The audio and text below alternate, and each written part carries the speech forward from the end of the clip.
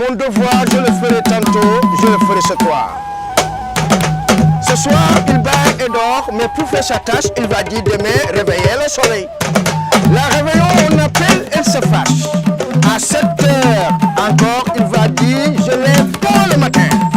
J'aime mon pays, j'aime le Sénégal, j'adore le Sénégal. Je fais mon devoir tranquillement, sans vergogne.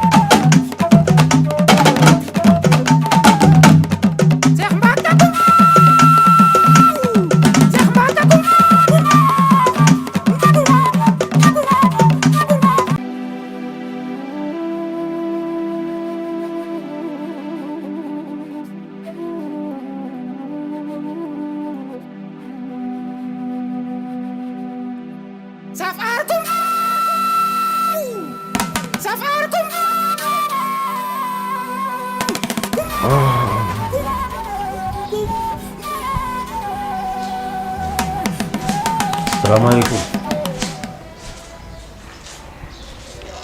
Le vieux. waaw na nga def waay. ça va bien.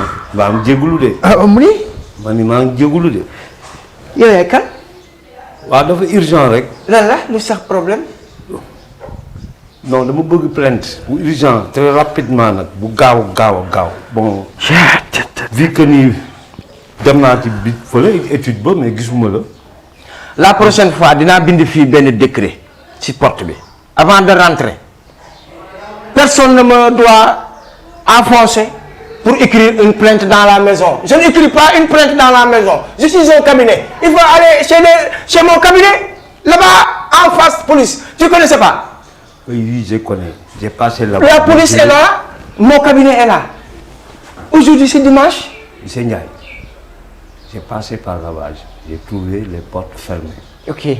mais loolu moo tax ma ñëw fii wax la ni dama am plainte bu urgent léegi liggéey bi mon cabinet ba ak kër gi ñoo yam li nga liggéey yaa ko maîtriser yaa ko xam boo liggéeyul fee te nekk ci koñ bi nekk quoi askan wi. mais da ngay accepter certaines choses du question yabel du question dara lu mu bëgg nga jàppale nga jóg ma wax la sans problème nga bindal ma plainte bi. C'est urgent. Asseyez-vous. Voilà, merci beaucoup. Asseyez-vous. Merci. Follow. Asseyez-vous. Merci beaucoup. Excusez-moi. Ah, ba fay. Ça va? Sant Yàlla bu baax. Tu fais les bancs, toi? Non, j'ai pas fait les bancs. C'est que le début, tu parles français, justement. Non, mais wax français ne veut pas dire que boo ko jàngee rek nga ko war a wax. soo jàngul it war nga mën a wax français. à moins que nga am esprit d'ouverture boo xam ne dina la permettre. Ça te va. J'ai pas fait les bancs. Parce que ton dialogue là, après j'ai un peu peur. Oui, jànguma. jàng naa mais su ma jàng soriwul noonu à ce point. Jusque dama am esprit d'ouverture rek. dama gis sa dialogue. puis damay lire lu bari. Ok. damay def lecture lu bari loolu moo tax quoi. Quelle est ton opinion? Bon voilà. man. dama yor sama kër.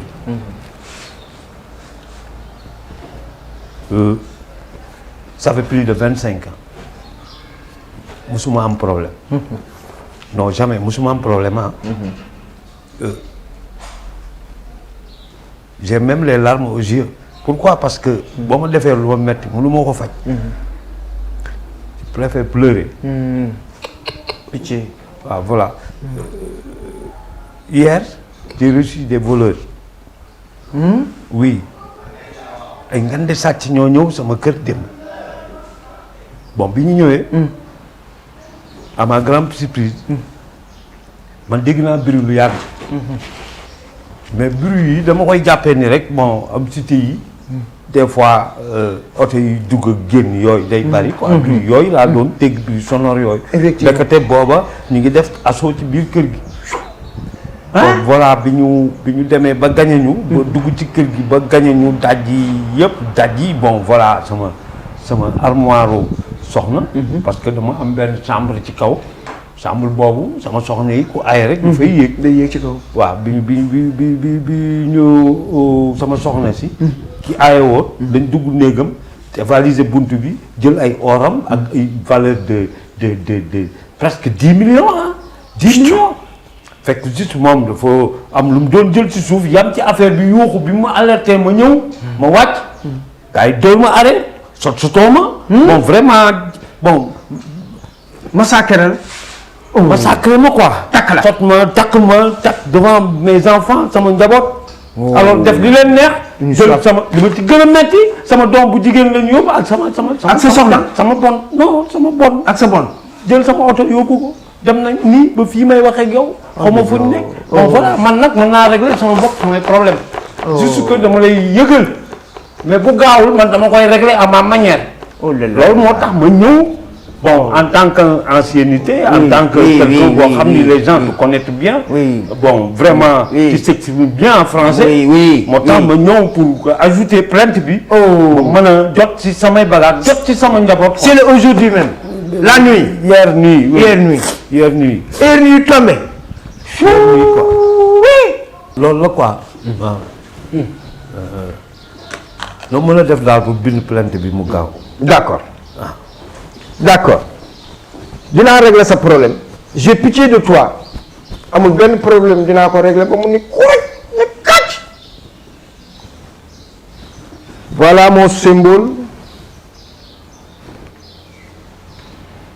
amusons-nous d'abord du lion mon devoir je le ferai tantôt je le ferai ce soir il bat et dort mais pour faire sa tâche il va dire demain réveiller le soleil la réveillon on appelle elle se fâche à 7 heures encore il va dire je lève tôt le matin pour faire mon boulot merci mademoiselle monsieur mettez-vous à l'aise je suis un travailleur digne et courageux dinaa def sama liggéey comme il faut j'aime mon pays Sénégal je respecte mon pays comment tu t'appelles yow noo tudd man Ousmane Kane laa tudd Ousmane Kane laa tudd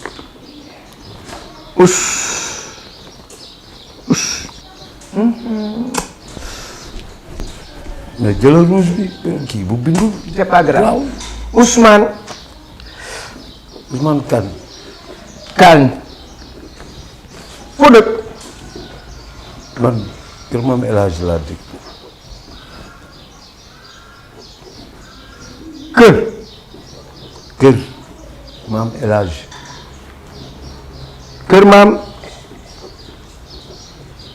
kër maam El Hadji ñaata nga am Ousmane man j'ai 42 ans 42 ans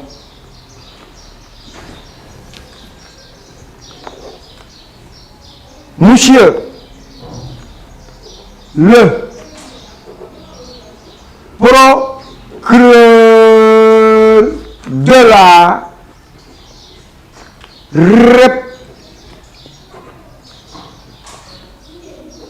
République du Sénégal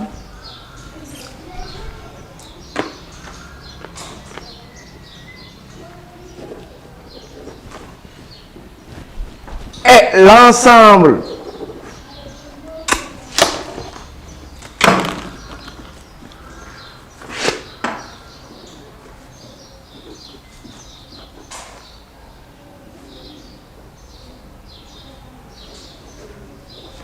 du territoire national. Attends kii monsieur Ndiaye yow li ngay bind nii li ngay wax moom ngay bind nii. bu ma ko xoolee man sama écriture moo garaaw. écriture bi ak wax ji bokkul de. ah d'accord loolu ngay xam. écriture ak wax ji c'est pas la même chose. d'accord. écriture bi ak wax ji bokkul Dis donc. Il y a des cambriateurs qui chutent dans une mur de monsieur Ousmane Kane et volent les trucs et les tracts, se foncer dans la lie de Ousmane et faire sur le champ et taper fort et prendre son fils. Allez-vous déverger? Non mais non c'est pas du déverger. yow li nga bind dara yow. bindu ma dara. yow li nga wax bind nga dara lii. yow sama écriture baaxul. mais yow tu fermes ta bouche. ta bouche. waaw ta gueule laa wax. Mohamed. mais toi-même. non monsieur Ndiaye.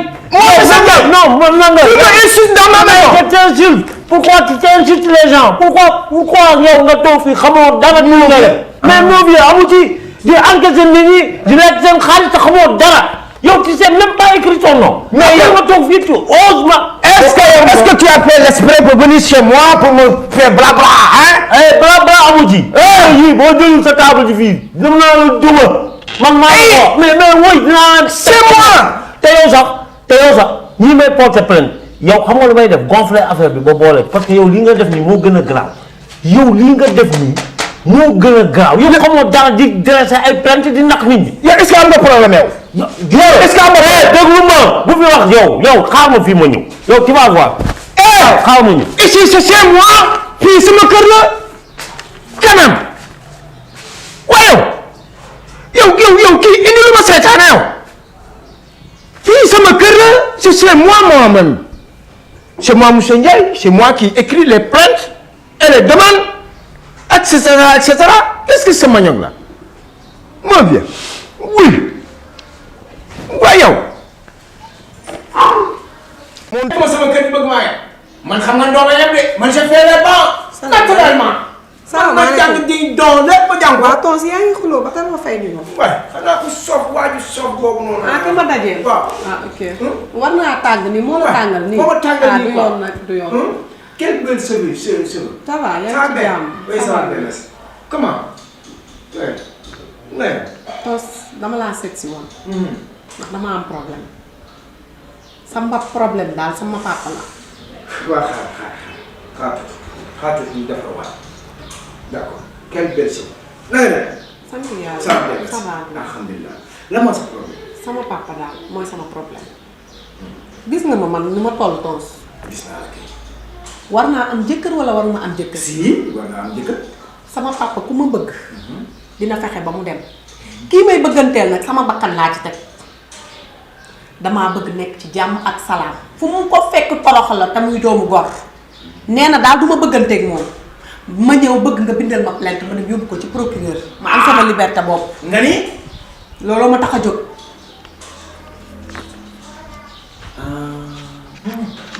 yow kon sa femme moo tax nga bëgg a plainte sa papa.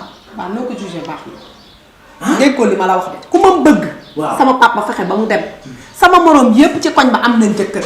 ñi ma xale ndool ñi ma magandoo. bu yàggee dana ma lambal te du yàgg ba ma sëyeeg moom dëgg la wala du dëgg. waaw loolu dëgg la waaw bu doomu jàmbur ji muy toroxal nag bu yàggee mu gis boppam seeti keneen kon ma lamb. dëgg la dëgg la. waxal ci loolu bindal ma plainte damaa sës dem yóbbu ko ci procureur. waaw léegi. waaw mu convoqué may ma sama liberté nag dafa jot. ndax damaa toll ci sëy sama moroom yépp am nañ jëkkër ku ma xale ndool ba màggandoo nee nga ma dañ may takk tay seen parents yi may leen ku leen di bëgg seet si leen ñu may leen jàmm nawloo leen sama papa bu continuer nii daf may lambal damaa bëgg nag def plainte yóbbu ko ci procureur. am sama liberté ndax damaa bëgg jëkkër toll ci sëy lii moo ma tax a jóg. waaw ma ne Souadou astafurlah sax yow nga ne noo tudd Souadou. waaw. may ma tuuti yow sa attache far ma sama mbéy far ma ko. yow de sa xuloo bee la bàyyee. moo ma bàyyi toog attends j'arrive dans quelques instants yow sa cas dafa critique sa cas dafa garaaw.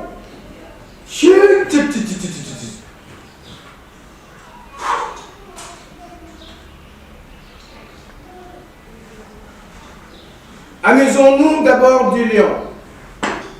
Mon devoir, je le ferai tantôt, je le ferai ce soir. Ce soir, il baille et dort pour faire sa tâche, il va dire demain réveiller le soleil. La réveillon, on appelle, elle s'efface. À 7 heures encore, il va dire je lève tôt le matin pour aller au boulot. En classe, ils sont pris. Madame et mademoiselle, monsieur, j'aime mon pays. Respecte mon droit, respecte mon boulot. Je t'aime mon pays. Voici mon drapeau du Sénégal. Je suis un symbolier. Je porte la nation de mon peuple. Et j'écris totalement sans vergogne.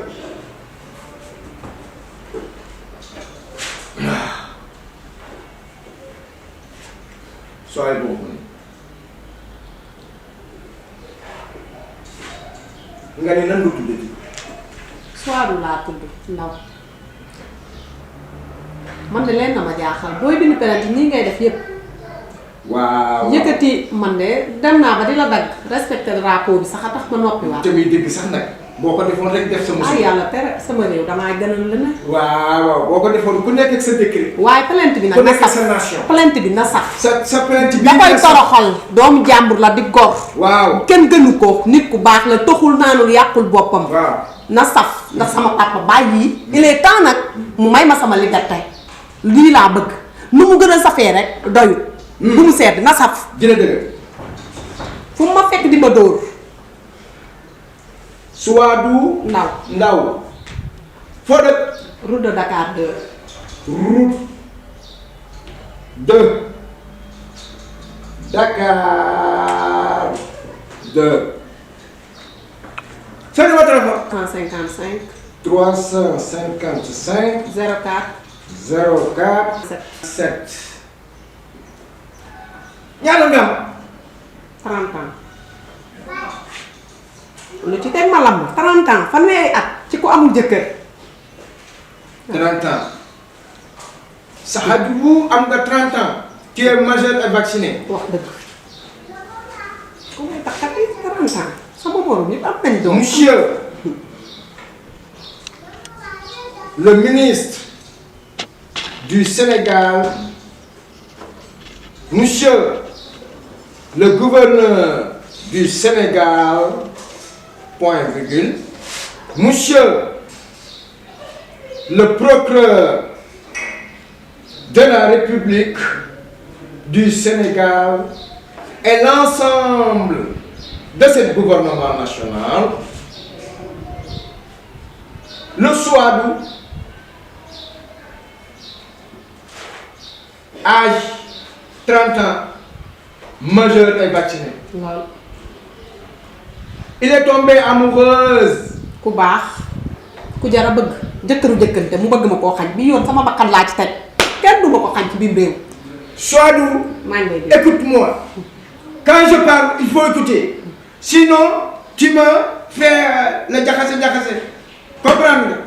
Attends que je le parle, tu me réponds dans ma question. N'est-ce pas? D'accord. Salut.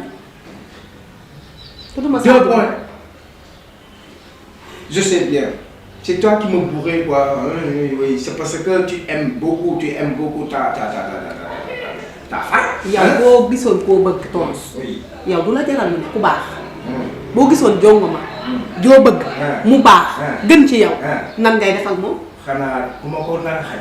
waaw loolu laay dugg nag natt ko ci sa bopp rek kon plainte bi na saf lii la sama papa nag di ma def te man jigéen laa te yow doo màgget góor nga fi ñu toll nii mën ngaa takk xale 18 ans mais man sax am naa ku ma bëgg fanweeri at damaa war a am jëkkër natt ko ci sa bopp rek plainte bi na saf nee sama papa da koy mbéjete di ko saaga lépp lu bon rek sama papa deseel ko dara su lay bu yaa garaaw dinaa ko tëjlu dama fi dinaa tëj sa baay lii di nga ma ko defal maa koy def defal ma loolu jërëjëf Thomas lan nga fi yàgg dans la maison de Souadou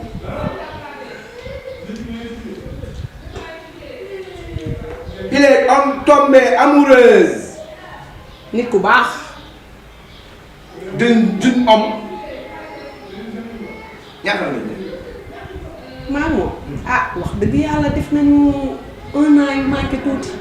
waaw moom nag fi ñu toll daf may bëgg a takk te bu continuer nii nee na ma wax dëgg yàlla doomu góor la te su ma bàyyee. ah gëw ma mu am ku mel ni moom. d'accord mel ni moom. d'accord du ma ko gaaw am. d'accord d'accord.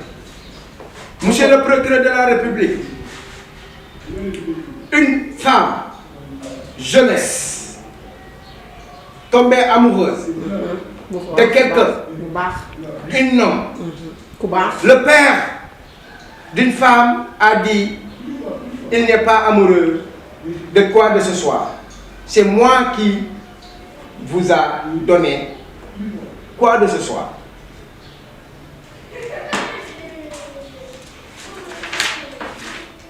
waaw histoire bi yëpp nag def ko foofu. nee ko da koy mbëkk di ko saaga di ko mbéj.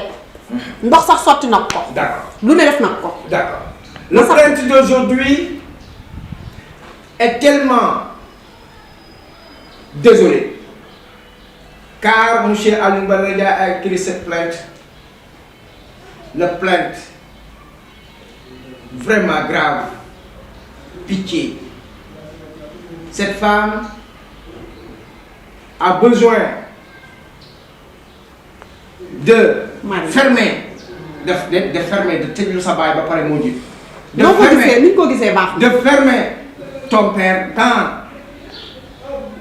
dans les cassots va faire son liberté avec cette petite feuille pour faire son promenade dans la maison. C'est sa papa moom kër gi wala moom kër gi. këram la. këram la sama kër bàyyi naa ne. sa baay ànd ak sa far di ngeen di kër. yow fi mu ne nii da nga koy ñaawal xanaa déggoo li ma la wax. loolu laay def ba mu dëgër kën. moom ngeen sonn neel sama papa mayu ko jàmm da koy fatt di ko toroxal te kooku gor la. waaw d'accord. waaw mais toroxal na la ko mais yow tamit da ngay nangu nag. man damaa bëgg a am jëkkër. waaw da ngay am jëkkër damaa bëgg a am jëkkër. di nga am jëkkër léegi. waaw kay jëkkër laa bëgg jëkkër. di nga am jëkkër. loolu laa la wax. Souaïbou, tu es sauvage. ah. Plainte bi lépp laa ci bind. Tu es sauvage. Tu n'es pas encore réfléchi à bas âge. Quand le petit. yow de li ngay bind ak li ma la bind loo. dinaa ko bind. dama ne la sama papa defal ma ko ne day toroxal sama copain ndax li ngay def na man di ma ci xasaale. rus naa la nag. waaw bu ma xas. waaw léegi xasuma virgule. neel day toroxal sama copain damaa bëgg liberté majeur et vacciné. fanweeri at laa am. waaw d'accord le père de Souaïbou. Souadou laa tudd. Souaïbou le père de Souaïbou a tenu compte. Il fait le coup de poing. waaw di ma toroxal di ma torturer. Il torture. na saf. Il m'archange. Il ou elle fait la bogobondation dans la maison. Mais waaw ma laaj la yow li ngay làkk mbaadu moom ngay bind. déet man sama bind daa garaaw de. dina ko mën a lire rek.